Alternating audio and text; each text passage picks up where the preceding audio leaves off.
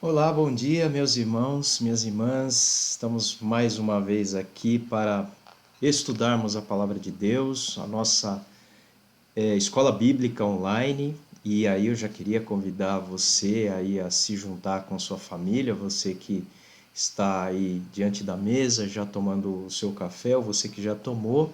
Vamos agora separar um tempinho aí breve para nós meditarmos é, sobre um assunto muito importante que nós temos tratado e temos ouvido muitas pessoas nesses dias, inclusive, falarem a respeito desse tema, o sentido da vida.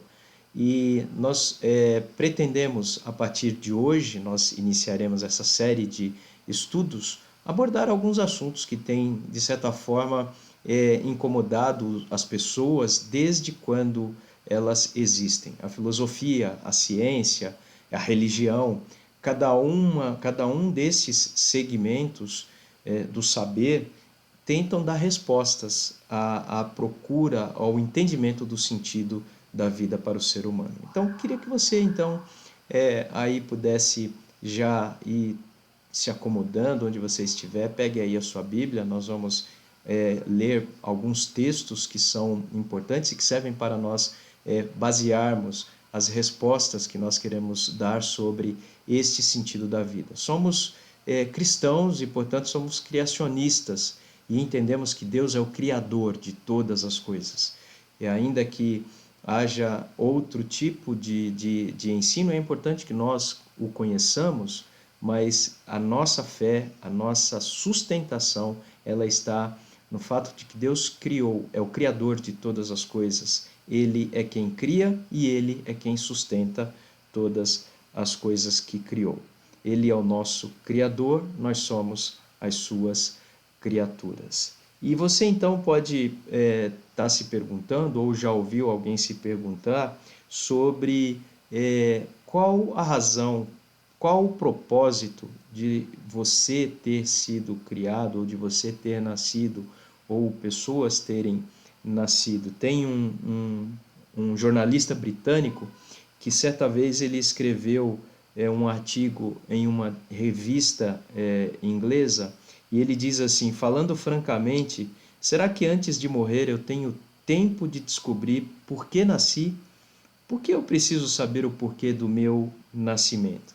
Porque, é claro, não consigo acreditar que foi por acidente. E se não foi, deve haver um significado.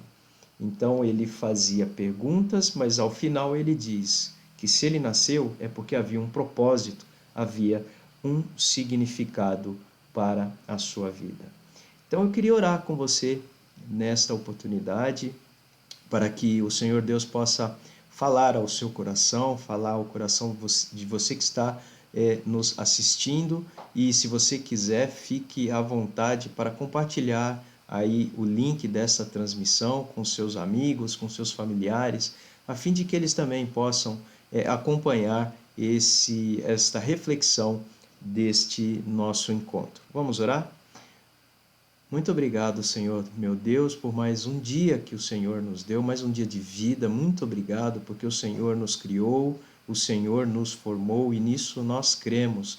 E não temos, ó Deus, nenhuma dúvida que paire sobre as nossas mentes. Agora nós queremos que o Senhor nos abençoe na exposição deste assunto, para que nós, ó Deus, possamos aprender e, acima de tudo, nós possamos colocar em prática e dar respostas, ó Deus, às pessoas que estão à procura do sentido da vida e que estão e que fazem parte, ó Deus, do nosso círculo de relacionamento.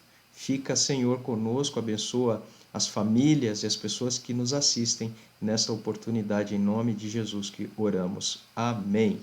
Então nós vamos, a partir de agora, eu queria compartilhar com você esse estudo para que você pudesse então acompanhar e pudesse aí anotar. Você já deve ter recebido também uma síntese desse estudo, eu já estou projetando aqui na tela para que você possa acompanhar, e você também pode acompanhar pelo resumo que você então recebeu. Então, conflitos da vida e explicar, dentro destes conflitos, qual é o sentido da nossa vida. E nós vamos então basear o nosso texto básico de hoje, nós leremos alguns outros textos, está lá no livro de Gênesis, no capítulo 2, no versículo 7. Eu vou ler, como você está vendo aí projetado, na versão, da nova versão da tradução da linguagem de hoje da Sociedade Bíblica do Brasil. Então, do pó da terra, o Senhor formou o ser humano. O Senhor soprou no nariz dele uma respiração de vida, sopro de vida, e assim ele se tornou um ser vivo. Estas foram as palavras escritas por Moisés lá no Gênesis, relatando a criação, a forma como Deus nos criou, o sopro de vida que o Senhor deu ao homem quando o criou. Deus Pai, Deus Filho e Deus Espírito Santo. O objetivo da lição, então, de hoje é que nós possamos entender o valor de ter fé e esperança na vida eterna. E Deus criou o homem com a eternidade em sua mente e em seu coração. Nós entendemos que o homem, a matéria, quando aqui deixa este mundo, o espírito, a alma, volta para o Criador. Então nós somos eterno. A eternidade, ela está presente na natureza humana. Perceber que sem Deus a vida não faz nenhum sentido. E a parte prática disso é esforçar-se para ter uma vida de santidade e de serviço a Deus. Deus é santo e Ele nos criou santo. Não este santo, e nós vamos abordar esse tema, que muitas pessoas pensam, é aquele ser angelical, celestial. Nós vamos entender este conceito também de santidade e de serviço. Tudo isso está ligado com aqueles 2 mandamentos que o Senhor Jesus resumiu toda a lei: amar a Deus e servir ao próximo. A busca pelo sentido da vida é algo sadio, natural e normal e relevante para o ser humano. Muitos pensadores falaram sobre este sentido da vida e recentemente, do século passado, do século XX, alguns também abordaram este assunto. Freud fala que as pessoas têm fome de amor. Jung fala sobre as pessoas terem fome de segurança. Adler diz que as pessoas têm fome de significância, mas Jesus dá a resposta para estes 3 pensadores, que eu sou o pão da vida, quem vem a mim jamais terá fome, satisfação, e o que crê em mim jamais terá sede, satisfação. Em Cristo nós somos completamente e plenamente satisfeitos. E aí você pode perguntar, mas como é que eu posso me satisfazer em Cristo? Quando nós entendemos e confessamos que o Senhor Jesus é o nosso Senhor, confessamos com a nossa boca que somos pecadores e necessitamos do Senhor Jesus, então, a partir do momento, o Espírito Santo começa a trabalhar em nossas vidas, a nos transformar nesta nova criatura que, ao longo da nossa caminhada terrena até chegarmos ao céu, nós seremos plenamente transformados pelo Senhor Deus, pelo Senhor Jesus. E aí eu queria que você prestasse atenção em 2 vídeos que serão, a partir de agora, exibidos. Um com um filósofo bastante conhecido e muito, muito visto, né, nos últimos tempos, o Mário Sérgio Cortella. Ele tem uma série de livros escritos onde ele aborda sobre questões da vida, sobre o sentido da vida. E se você ainda não teve a oportunidade de ler, procure algum livro, são cerca de 45 livros que ele já escreveu, procure algum livro desse filósofo dos nossos dias e você vai ver que muito do que ele trata, muitos temas que ele trata, ele tem a sua origem nas Escrituras e ele costuma fazer estas análises com a nossa vida, o nosso dia a dia, o nosso cotidiano e também aquilo que o Senhor Jesus nos ensinou e nos deixou como ensinamento a partir das Escrituras. E o segundo vídeo é do reverendo Hernandes Dias Lopes, também muito conhecido no meio evangélico, um homem de Deus e que também vai nos trazer uma reflexão sobre o sentido da vida. A reflexão do reverendo Hernandes Dias Lopes é uma reflexão bíblica. A reflexão do Mário Sérgio Cortella é a reflexão de um pensador, de um filósofo. E aí você então vai poder comparar estas duas reflexões, o filósofo e o pastor cristão.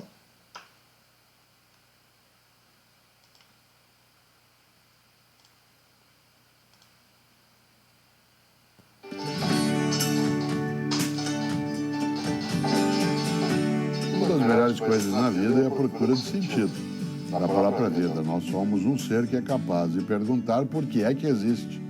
Por que é que eu existo? Por que as coisas existem? Para trazer aqui uma antiga pergunta da filosofia, que parece abstrata, mas ela é muito funda, que é por que existe alguma coisa e não nada? Isto é, por que as coisas existem em vez de não existirem? Qual é, em última instância, a razão de ser? Minha, das outras pessoas, do universo, da história, da vida, do bem, do mal, do sofrimento, da saudade, do amor. Para que tudo isso? Pois bem, essa pergunta, por que é que existe alguma coisa e não nada, ela tem a sua resposta em muitas linhas. A ciência procura respondê-la, a arte procura respondê-la, a filosofia procura respondê-la, e a ciência, ela não está sozinha nem com a filosofia nem com a arte. A religião também procura responder a isso. O que é a religião? É uma das respostas possíveis a essa questão. Por que é que as coisas existem? O que é a arte, senão a busca absolutamente bela daquilo que é uma explicação para algo que parece não ter sentido, que é uma vida que exubera e depois cessa? O que é a ciência, senão a tentativa de desestrinchar aquilo que explica a razão e o modo de funcionamento das coisas? E o que é a filosofia, senão a colocação de um grande ponto de interrogação nisso tudo? O educador, teólogo, filósofo Rubem Alves, estupendo brasileiro, né? Ele dizia sempre: nós vivemos no século XIX e no século XX o que ele chamava de exílio do sagrado. Isto é, a ciência, com a ideia de progresso, de desenvolvimento, né, a ideia da invenção da máquina no século XIX, a partir da segunda Revolução Industrial, ela veio com tanta força que algumas pessoas fizeram uma conexão estranha.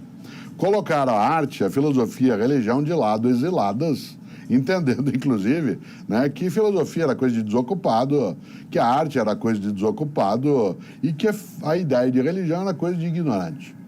Esta noção do exílio do sagrado, para buscar aí um pouco, né, de novo a exposição do Rubem Alves, ela vai ter o século XX como um momento que terminará com uma explosão tecnológica. E a tecnologia em alta escala, que nos aproximou de ideias, de pessoas, de histórias, ela trouxe junto algo que é muito bom. Uma percepção sobre a pergunta do porquê das coisas. Por que assim é? Por que essa superficialidade? Será que as relações elas têm que ser tão epidérmicas como elas são? Será que um mundo que de fato é capaz, né, de brilhar em alta escala, com uma tecnologia redentora que a ciência trouxe, não nos deixa entristecidos, muito isolados, para retomar Guimarães no meio do grande sertão, sem veredas? Talvez o primeiro homem a entender isso melhor, no final do século XX, tenha sido Steven Spielberg, que no filme ET, para quem se lembra dos anos 1980, ele faz uma cena maravilhosa. Não por acaso coincidindo com uma cena equivalente no Renascimento, porque o Renascimento e os tempos que nós vivemos agora, eles carregam a mesma condição de efervescência tecnológica, cultural, política, urbana. Quando Spielberg coloca no filme ET o menino e o extraterrestre encostando o dedo, é exatamente a busca de evitar esse isolamento. Quando Michelangelo faz isso no teto da Capela Sistina, ele não encosta ali o dedo, como faz no ET, mas quase. A ideia é exatamente qual é a nossa possibilidade de não ficarmos isolados e abandonados. Ora, a ciência não oferece todas essas respostas. Por isso, eu insisto sempre, né, preciso lembrar, né, a ciência e a religião não são incompatíveis, nem a filosofia, elas são concomitantes. E eu insisto muito num polo. Se pensa, quando se fala em exílio do sagrado, e alguns até imaginam que só é possível uma conduta decente e ética quando se tem religião, E não necessariamente porque em nome da religião e a partir dela muito horror já foi praticado e muita beleza também. Eu insisto, religião não é coisa de gente tonta, religião é coisa de gente. É que tem gente que é tonta e gente que não é. Tem gente que é tonta na ciência, na filosofia, na política, na arte, né, na vida. Portanto, um dos modos de ser e responder é ciência, arte, filosofia e religião. Mas as perguntas continuam.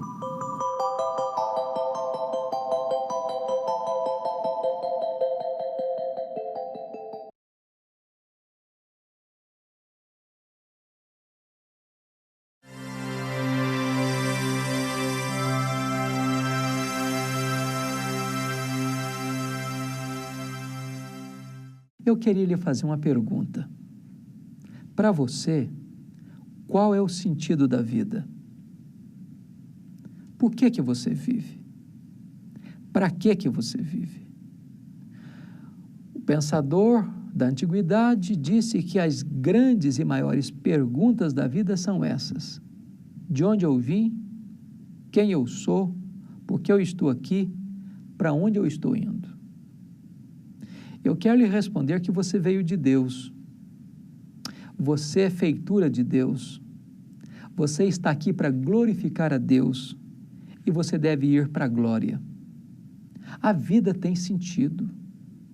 Os existencialistas ateus dizem que a vida é uma decepção, que a vida não tem sabor, que a vida é um desencanto, que viver é como viver dentro de um quarto fechado, sem janela, sem luz, sem esperança. Quero dizer para você que a vida é maravilhosa.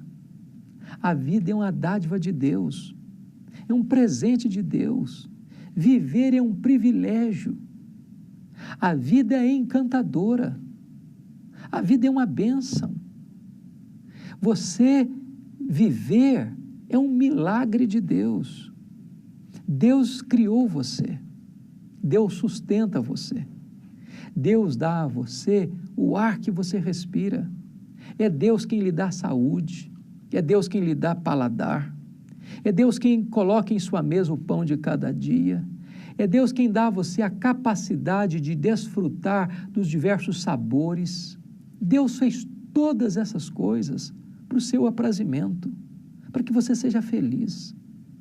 Jesus Cristo, Filho de Deus, veio a este mundo para que você tenha vida e vida em abundância.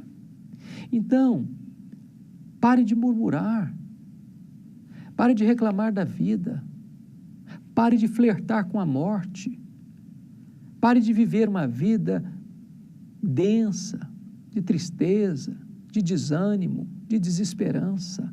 Olha para Deus, a vida tem sentido. Mas a vida não é só o aqui e o agora. Se você buscar sentido para a sua vida no dinheiro, no sucesso, nos prazeres, na fama, no sexo, nas bebidas, nas aventuras, você vai se frustrar. Deus colocou eternidade no seu coração. Nada das coisas deste mundo pode preencher o vazio do seu coração. Você tem um vazio dentro de você com o formato de Deus. Só Deus pode preencher esse vazio. O dinheiro não pode satisfazer você. John Rockefeller, que foi o primeiro bilionário do mundo, disse que o homem mais pobre que ele conhecia era o homem que só tinha dinheiro. Você não trouxe nada para este mundo. Você não vai levar nada deste mundo. Portanto, tendo o que comer, o que beber e o que vestir, você pode estar contente. Porque a piedade com o contentamento é grande fonte de lucro. Mas o amor do dinheiro é a raiz de todos os males. O sentido da vida não está nas coisas. O sentido da vida está em Deus. O sentido da vida está em Jesus. Ele é a nossa vida. Ele veio para trazer vida e vida em abundância. Se você crer no Filho de Deus, você receberá vida, vida eterna, vida feliz, vida plena, vida maiúscula, vida superlativa, vida abundante. Saia desses corredores da morte. Saia desses labirintos do desespero. Saia desses descaminhos que levam você à perdição eterna. Venha para Jesus. Ele é o caminho para a vida. Ele é aquele que conduz você ao Pai. Ele conduz você à glória. Com Jesus e em Jesus, a vida de fato faz sentido, porque Ele é o Salvador, Ele é o Senhor, Ele é o Redentor, Ele é o dono da nossa vida. Ele morreu para que nós pudéssemos viver e viver eternamente.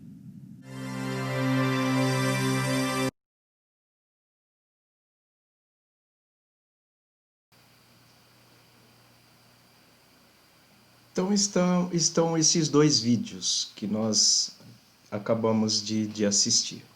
E aí nós então vamos começar a discorrer sobre os assuntos, né, os tópicos que nós temos para tratar nesta aula de hoje.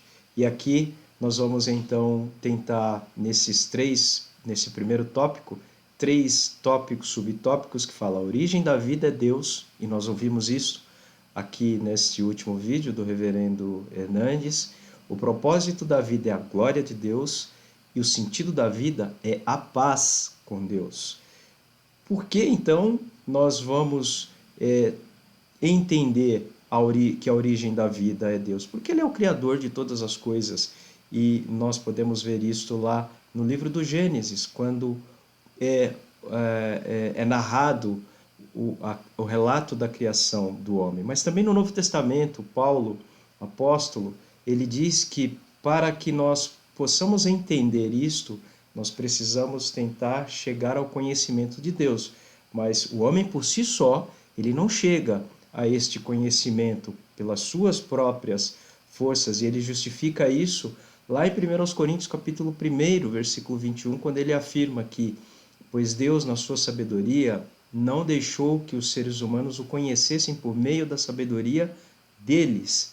Pelo contrário, resolveu salvar aqueles que creem e fez isso por meio da mensagem que anunciamos, a qual é chamada de louca.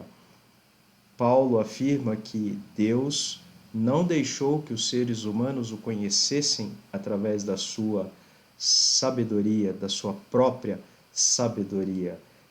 Os homens tentam descobrir o sentido da vida, muitas vezes ignoram a existência de Deus, mas nós bem sabemos que mesmo ignorando a existência de Deus, eles sabem que há um ser superior que tudo controla e que tudo criou e que tudo sustenta. A ciência ainda não conseguiu chegar a estas respostas de uma maneira comprovada de que o universo não foi criado por Deus. Eles, embora tentem afirmar que tudo começou lá no Big Bang, na verdade eles não têm categoricamente esta afirmação ou esta comprovação. E aí, então, eles travam essa disputa com religião e consciência, e como nós ouvimos lá o filósofo Cortella falando, não são coisas que se excluem, ciência e religião, elas são coisas que andam paralelas, e nós precisamos da ciência para afirmar ou para comprovar muitas coisas, mas nós precisamos também da religião para que ela possa tornar e dar sentido às coisas que a ciência não consegue nos dar como resposta. Rick Warren, no livro Uma Vida com Propósito, se você ainda não leu este livro, você pode ler este livro aqui, Uma Vida com Propósitos. Ele fala sobre qual o propósito de nós existirmos, e esta frase está lá no começo do livro, quando ele diz: Deus não é apenas o ponto de partida, qual o início, né, da nossa vida, o ponto de partida. Ele é a fonte, ele é a origem, ele é o início de tudo. Então Deus criou o universo. No princípio Deus criou os céus e a terra. E se ele criou tudo, ele também vai terminar com tudo. Jesus é o alfa e o ômega, o princípio e o fim. E nós podemos ver Isaías, no capítulo 46, quando ele fala que lembrem do que aconteceu no passado e reconheçam que só eu sou Deus, que não há outro como eu. Desde o princípio, desde a criação, anunciei as coisas do futuro. Há muito tempo eu disse o que ia acontecer. Afirmei que o meu plano seria cumprido. Deus tem um controle da história. A linha do tempo está nas mãos de Deus. A história está nas mãos de Deus. Que eu faria tudo o que havia resolvido fazer. Ora, a origem da vida é Deus, o sentido da vida está em Deus e o propósito da vida é a glória de Deus. Ainda no livro Uma Vida com Propósitos, Rick Warren afirma: você não criou a si mesmo, nós não nascemos por nossas próprias forças. Não há jeito de dizer de si mesmo para que foi criado. Ou seja, nós somos criados por Deus e para Deus nós fomos criados. Esta é a razão da nossa existência. Existimos e esse é o primeiro propósito do ser humano, das pessoas, é glorificar a Deus. O profeta Isaías, mais uma vez, nós vamos ouvir bastante o profeta Isaías no estudo de hoje, afirma sobre o propósito da criação das pessoas. Eu os criei e lhes dei a vida a fim de que mostrem a minha grandeza, exaltem, coloquem Deus acima de todas as coisas. Este é o povo que criei para que fosse meu, a fim de que desse louvores ao meu nome. Portanto, o primeiro propósito, a razão maior de nós existirmos, é para que nós glorifiquemos, demos toda a glória ao nosso Deus. E o apóstolo Paulo atribui a Jesus, o Senhor Jesus, que é eterno, a criação de tudo por meio dele e para ele. E ele diz assim: pois por meio dele, Deus criou tudo no céu e na terra. Colossenses capítulo 1, versículo 16, parte A. Pois todas as coisas foram criadas por ele, e tudo existe por meio dele e para ele. Glória, pois, a ele para sempre. Glória, pois, a ele eternamente.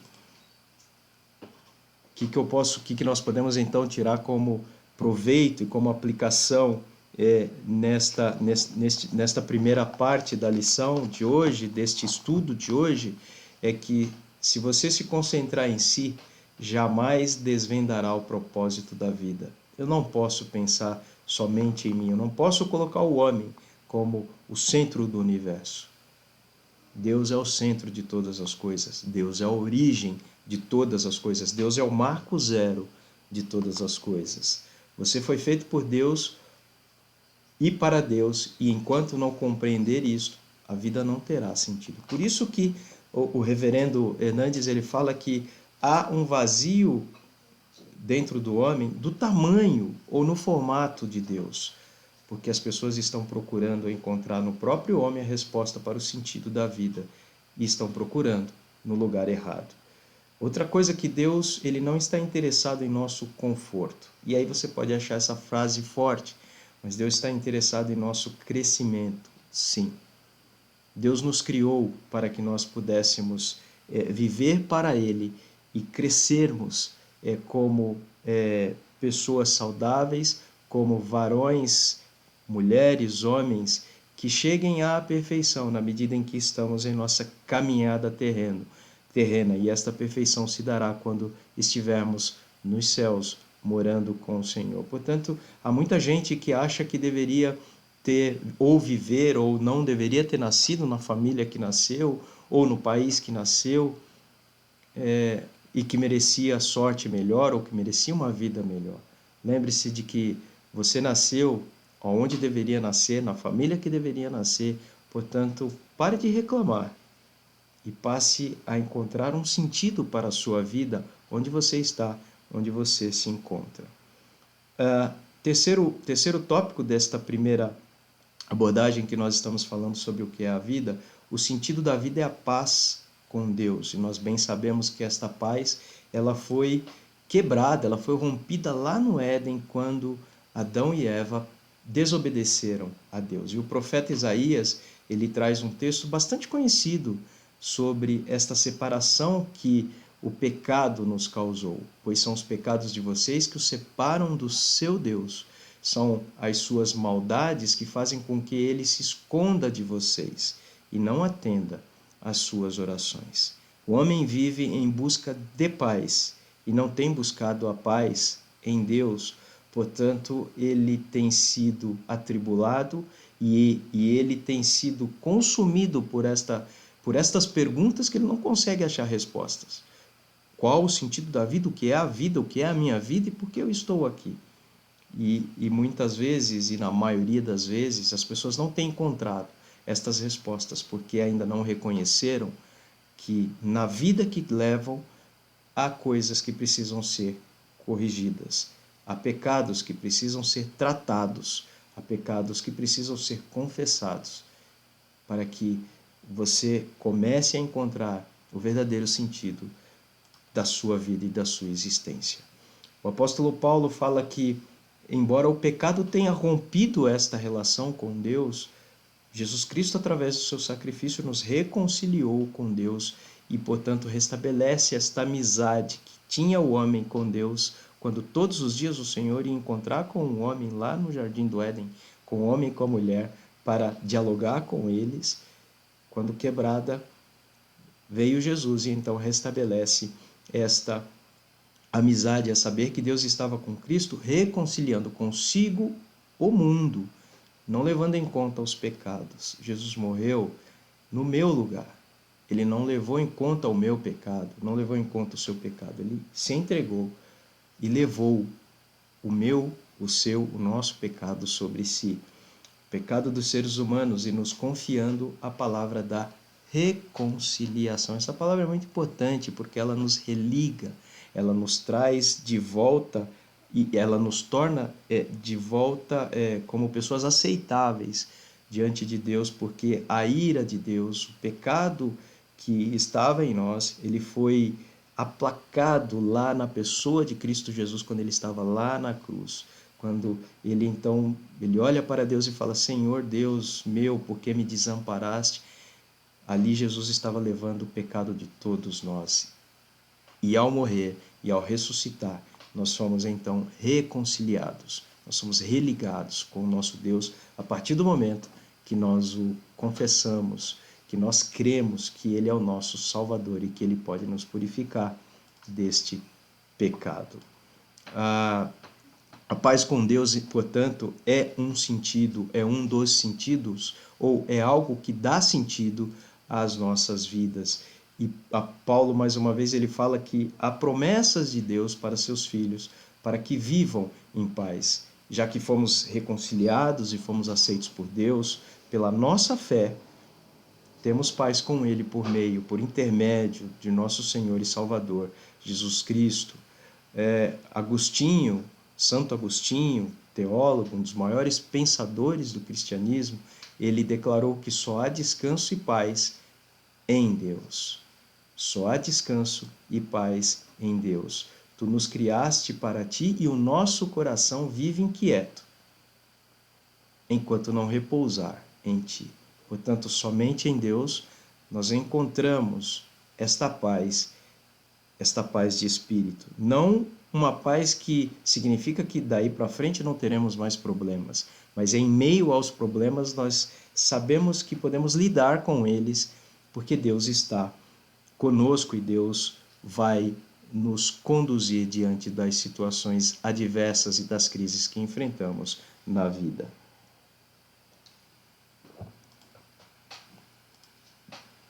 Outra questão sobre a paz com Deus: nenhum ser humano por si mesmo tem paz, porque a paz, ela vem de Deus. A paz está relacionada à confiança com Deus.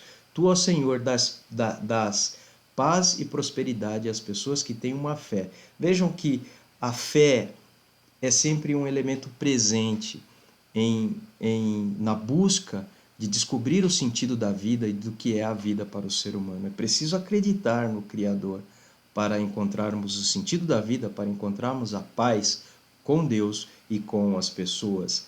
Tu, ó Senhor, dás paz e prosperidade às pessoas que têm uma fé firme, às pessoas que confiam em ti.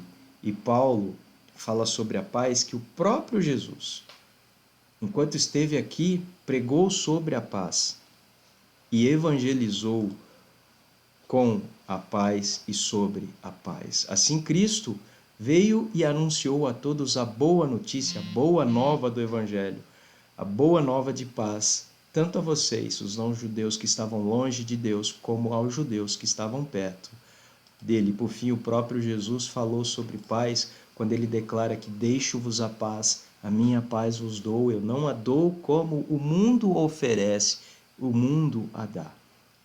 Não fiquem aflitos, não se atemorizem,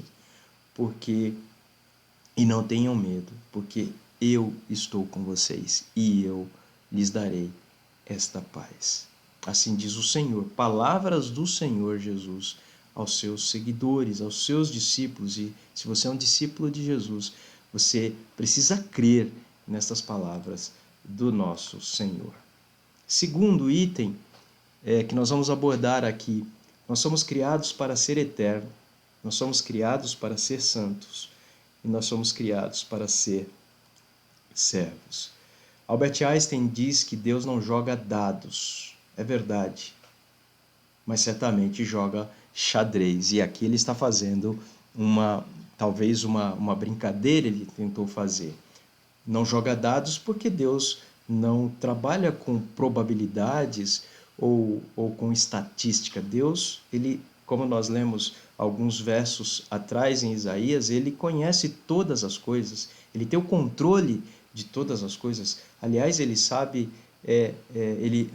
nenhum fio do nosso cabelo, isso embora não se aplique muito a mim, mas nenhum fio de cabelo cai sem que não seja permitido por Deus. Nenhuma folha cai da árvore se não for permitido pelo nosso Deus. Então Deus, ele tem exatamente elaborado um plano, uma linha do tempo para a humanidade, desde que ele criou lá no Éden até a consumação dos séculos, que nós entendemos que está muito próxima de acontecer. Quem joga dados depende de sorte, e o crente não vive pela sorte. O crente vive pela certeza e pela providência de Deus. Deus está no controle de tudo. E nada que nos acontece é por acaso. Nada que nos acontece foi sorte ou foi destino. Crente não tem destino, crente tem certeza, tem convicção de que Deus está no controle de todas as coisas.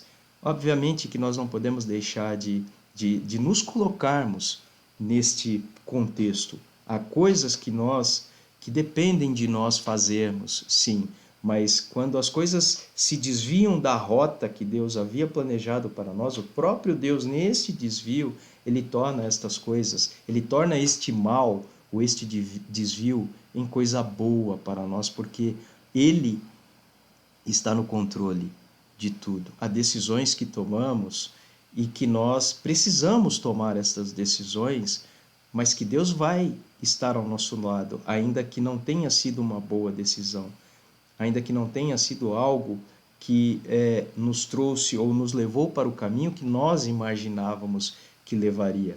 Mas ainda assim, Deus está conosco. Deus não faz e nem fez nenhuma coisa ou algo sem que não haja algum propósito. Nós somos criados para ser eterno, e quando Deus criou o homem, ele criou a sua imagem e a sua semelhança. Deus é eterno. Deus não tem começo nem fim. Ele é eterno. Ele é como ele costuma, ou como ele disse a Moisés. Moisés, o meu nome é Eu Sou. É difícil de nós entendermos isso na língua portuguesa, mas ele estava dizendo que ele sempre foi, ele sempre existiu, ele não tem começo, ele não tem fim. O tempo não pode conter a pessoa de Deus. Ele é o próprio tempo, ele é a razão de todas as coisas que foram assim criadas. Salomão diz que Deus colocou a eternidade no coração do homem. Deus marcou o tempo certo, há tempo para todas as coisas. Ele nos deu o desejo de entender as coisas que já aconteceram e as que ainda vão acontecer. Porém, não nos deixa compreender completamente todas as coisas. Há coisas que nós não Não adianta nós irmos atrás para entendermos. Certamente nós devemos entender muitas coisas lá na eternidade, mas aquilo que Ele colocou para nós, nós podemos buscar, alcançar, mas voltando, Deus precisa estar presente nessa nossa busca sobre o sentido e sobre a razão das nossas vidas. Há um historiador que diz que dê ao homem tudo o que ele quer e logo ele verá que o tudo não é tudo. Por quê? Isto eu comentei no sermão do domingo à noite. Deus colocou esta eternidade em nós, então nós sempre vamos em busca, e nós estamos falando sobre a felicidade, nós queremos sempre preencher a nossa vida com algo que nos satisfaça. Mas o próprio Jesus, lá em João 6,35, diz que ele é o pão da vida e quem vai a ele não terá fome. Satisfação em Deus. Não é preciso ter tudo para estar satisfeitos. Portanto, o homem sempre buscará, ou sempre continuará esta busca pelo sentido, pela razão, sentido da vida e pela razão da sua existência. O conceito de eternidade é necessário para dar significado ao sentido da nossa vida. Nós somos criados para ser eterno porque Deus, o Deus que nos criou, este é um atributo, e nós dizemos que na teologia esse é um atributo que Deus não deu ao homem, mas nós somos eternos e seremos e viveremos eternamente com o nosso Deus. Mas aí é no sentido de que nós somos humanos. Um dia nós teremos a nossa vida carnal, a nossa vida terrena cessada aqui na terra, mas estaremos juntos com o nosso Deus. Deus não nos criou para sermos marionetes ou joguetes neste mundo que nós vivemos. Quando Einstein fala que Deus joga dados, é sobre isto que esta frase está dizendo. Nós não somos controlados, Deus não está nos controlando lá do céu, Ele nos deu livre-arbítrio para que nós possamos dirigir e tocar a nossa vida, mas sempre observando o que diz em sua palavra. A vida não termina com a morte. O profeta Isaías diz que Jesus é o Pai da eternidade, pois já nasceu o Salvador, a criança. Deus nos mandou o menino, que será o nosso rei. Ele será chamado de Conselheiro Maravilhoso, Deus Poderoso, Pai Eterno e Príncipe da Paz. Segundo, nós somos criados para ser santos. Este assunto nós precisamos tocar, porque a santidade é um dos atributos também de Deus, e Ele transmitiu e transferiu para cada um de nós. E a razão disso nós precisamos entender então o que é ser santo, e não é um ser angelical. As pessoas do mundo têm o conceito de que os crentes são santos, então eles não têm o direito, ou não podem errar, não podem cometer pecados. Nós somos humanos, a nossa natureza é pecaminosa, e nós erramos, e nós pecamos. Mas quando nós estamos falando deste conceito de santidade, ele não tem a ver com este ser celestial que é impecável, que não tem pecado nele. Não tem a ver com ser um cumpridor rígido da lei. Jesus bateu muito nos fariseus, nos escribas, sobre aquele rigor que tinham em cumprir a lei, mas Jesus os chamou de sepulcros caiados, porque por dentro eles eram pessoas nojentas, nocivas, tóxicas, podres. Em que nos baseamos então para afirmar que o homem foi criado para ser santo? Porque tudo começa em Deus. A razão para ser santo é dada por Deus lá em Levíticos ou em 1 Pedro. Diz o texto: o Senhor Deus mandou Moisés dizer ao povo de Israel o seguinte: sejam santos, pois eu, o Senhor, o Deus de vocês, sou santo. Ele não está mandando você ser santista. Ele está dizendo assim: seja santo, porque eu sou santo. Viva dignamente, viva em santidade. Viver em santidade é buscar uma vida que agrade a Deus. No seu relacionamento devocional, no seu relacionamento no seu lar, no seu relacionamento com o próximo. Nós precisamos viver em santidade porque o nosso Deus, ele é santo. E esta santidade, ela tem um duplo significado. Deus, ele é um ser único, distinto de toda a criação, mas ele se relaciona com a sua criação. E ele é exaltado pela sua criação, e nós vimos que o propósito de existirmos, primeiro, é exaltarmos o nosso Deus, porque assim diz o alto, sublime, que habita a eternidade, cujo nome é santo. Habito no alto e santo lugar, mas habito também no contrito. O Criador, o Deus único, distinto, ele habita em nós. Ele é um ser transcendente e imanente. Ele está em contato, ele se relaciona com a sua criação. Há quem diga que Deus criou o mundo e simplesmente abandonou o mundo. Não é isso que nós estamos lendo nesse texto. Ele habita no contrito de coração e abatido de espírito, para dar vida, vivificar o espírito dos abatidos e vivificar o coração dos aflitos e dos contritos. Ele não tem qualquer comunhão com o pecado. Quando ele afirma que Moisés diz a este povo que eu sou santo e que este povo também deve ser santo, é que nós devemos procurar viver uma vida de santidade a Deus. Santidade que começa com observando o que diz a sua palavra, obedecendo aos ensinamentos da sua palavra. Há muitas pessoas que estão na igreja, há muitos crentes que estão na igreja, mas que estão vivendo uma vida de pecado. É preciso rever a sua vida. É preciso dar um jeito na sua vida.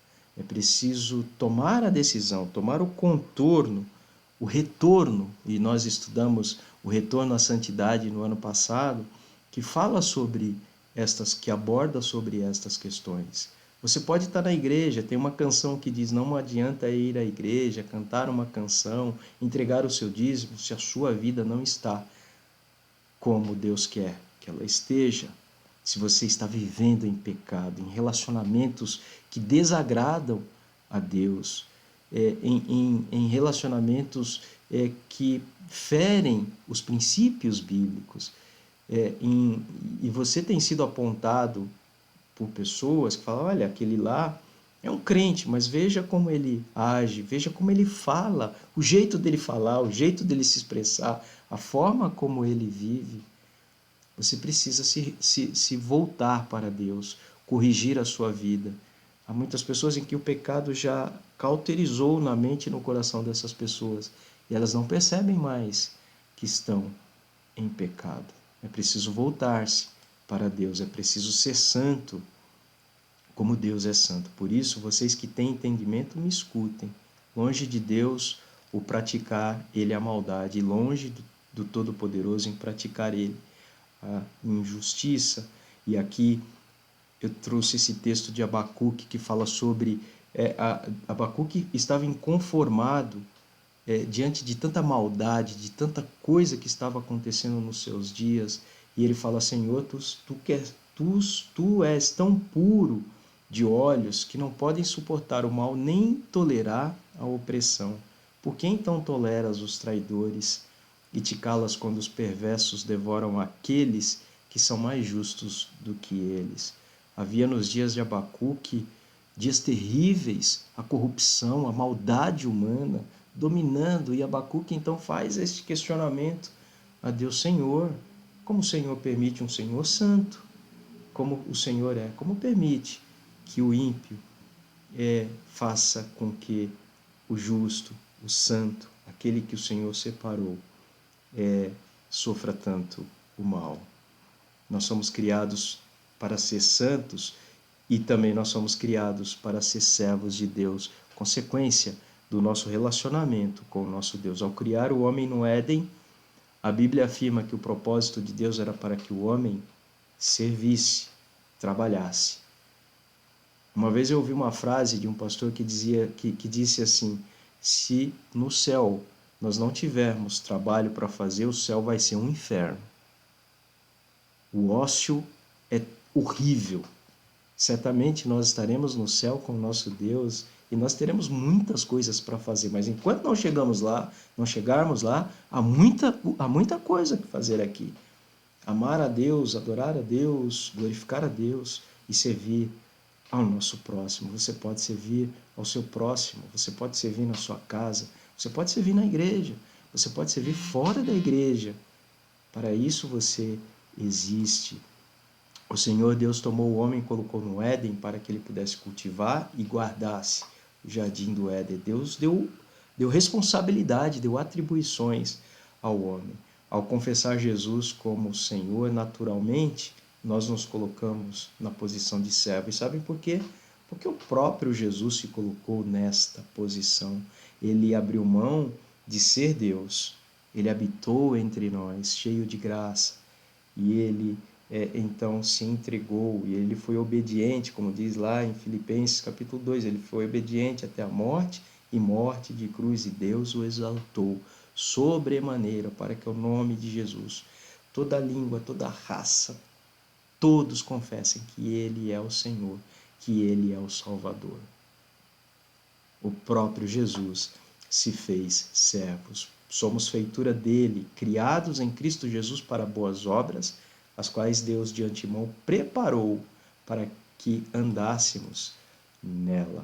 Nós somos criados para ser servos, porque servir é cumprir os propósitos de Deus quando ele nos criou. E isto dará sentido à nossa vida. Aqueles que acham que os outros devem servi-los não encontram significado algum para a sua vida, além de não estar seguindo o exemplo de Jesus. Leia João capítulo 13, naquele episódio, quando Jesus senta-se com seus discípulos e começa a lavar-lhes os pés. Ali está uma grande lição do Senhor Jesus, e ele diz: se eu sou mestre, faço isso, que dirá vocês que são meus discípulos? O próprio Filho do Homem não veio para ser servido, mas para servir e dar a sua vida em favor, em resgate de muitos. Finalmente, o que nós aprendemos hoje nesta lição? E aqui nós temos 7 pontos para destacar. Só o Criador é capaz de nos revelar o verdadeiro sentido da vida. Sem Deus, a vida não faz sentido algum. Deus nos criou para a sua glória. Encontrar a paz com Deus é a maior necessidade da vida. O sentido da vida é alcançar a vida eterna. Quando nós entendemos que a nossa vida não é terrena, mas ela é eterna, quando as pessoas entenderem isto, certamente elas encontrarão o sentido da vida. Fomos criados para ser santos, como nosso Deus é, e devemos andar em santidade, porque sem santidade nós não podemos ver o nosso Deus. Servir ao próximo é o que dá mais sentido à nossa vida. O fato de todo o sentido da vida começar em Deus e não no homem é um pensamento que revolucionou a sua forma de ver a vida. Procure ouvir a opinião de outras pessoas a respeito disto. Faça perguntas, aproveite esta semana, mande este vídeo para alguém e converse com essa pessoa a respeito. Outra pergunta: por que a paz de Deus é fundamental para entender o significado da vida? Será que uma pessoa atribulada, uma pessoa angustiada, aflita, ela consegue ter paz e nesta paz poder encontrar o sentido da vida? A paz faz com que nós compreendamos e entendamos e encontremos o sentido da nossa vida. A eternidade no coração do homem, descrita lá no Eclesiastes capítulo 3, versículo 11, explica a constante busca do homem por algo mais. Por quê? Será que o homem não está satisfeito? Certamente que não. E nós somos este homem que não está satisfeito, mas nós precisamos nos satisfazer, nos deleitar no Senhor. Em que sentido o serviço ao próximo ajuda na compreensão da razão de viver. Entender a necessidade do outro dá sentido à nossa vida. Entender a necessidade do outro faz com que nós entendamos que muitas vezes a nossa necessidade, comparada com a do outro, é insignificante. Finalmente, queridos irmãos, nós encerramos aqui então, nesta manhã, neste encontro, este primeiro estudo sobre os conflitos da vida. E no próximo domingo, nós estudaremos sobre de onde vêm os conflitos. Hoje, procuramos entender um pouco sobre o sentido da nossa vida. No próximo encontro, nós vamos entender que dentro deste conflito de vida que nós estamos vivendo, nós enfrentamos conflitos e nós vamos tentar identificar a origem dele. Provavelmente você já deve ter algo em mente, que a origem de todos os nossos problemas começou lá no Jardim do Éden. Mas há muitos conflitos internos e externos. Há conflitos que nós causamos ou que nós somos afetados por eles. Então nós vamos ver isto no nosso próximo encontro, no próximo domingo, às 10 horas da manhã. E que Deus abençoe a sua vida. Reveja aí o resumo que você recebeu, e se você tiver alguma dúvida, você pode encaminhar a sua dúvida, você pode enviar a sua dúvida e eu tentarei esclarecer, o pastor César também poderá esclarecer, mas o importante é que nós tenhamos a convicção de que o Senhor Deus é quem dá sentido pleno à nossa vida. Quando nós entendermos isso e quando nós nos satisfizermos no Senhor, certamente nós viveremos uma vida com lutas, com dificuldades, mas não será uma vida tão atribulada como muitas pessoas têm vivido, porque ainda não entenderam o propósito pela qual foram criadas. Deus nos criou e nos criou para glorificarmos a Ele e para servirmos ao próximo. Deus aplique esta palavra em seu coração e quero orar com você encerrando este estudo nesta manhã. Obrigado a Deus, porque o Senhor é o Criador de todas as coisas, nós cremos nisso e permita que nós possamos ter, além de ter esta certeza, nós possamos ensinar esta verdade também às pessoas que ainda não encontraram a verdadeira razão e o sentido da vida. Obrigado porque Tu és o nosso Pai amoroso e porque Tu és o Deus que um dia mandou Jesus Cristo morrer na cruz para nos reconciliar com o Senhor e assim nós pudéssemos ter a vida eterna e a vida abundante no Senhor, que um dia nós estaremos usufruindo dela, gozando dela, no lugar que o Senhor preparou para todos nós. Abençoa o Teu povo, abençoa este dia. Nós oramos no nome de Jesus. Amém. Que você tenha um bom domingo, tenha um bom almoço em família e que Deus te abençoe e te guarde.